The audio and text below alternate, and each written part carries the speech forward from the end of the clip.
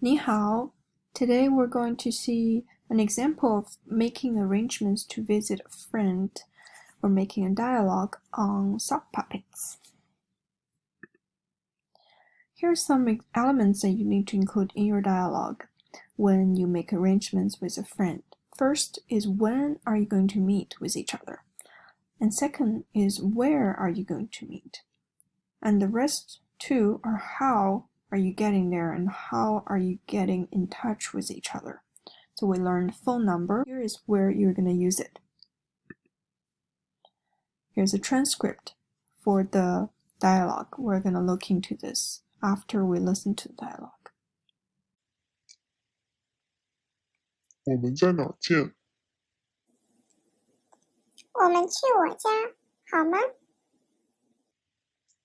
可以。我们哪天去你家？明天行吗？行。我们什么时候见？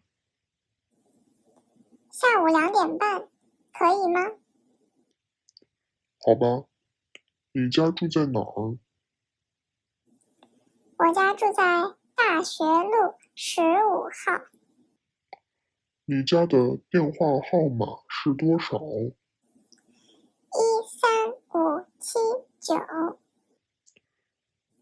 你怎么去我家？我走路去你家，一会儿见。谢谢，再见。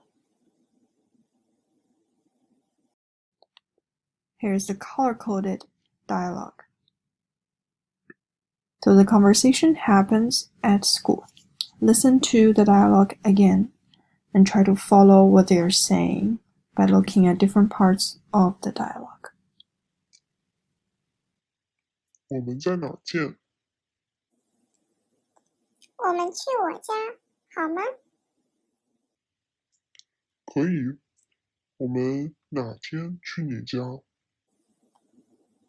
明天行吗？行。我们什么时候见？下午2点半，可以吗？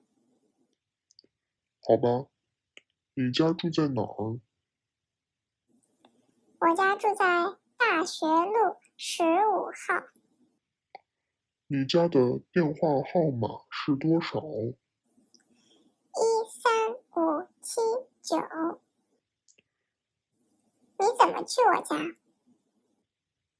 我走路去你家，一会儿见。谢谢，再见。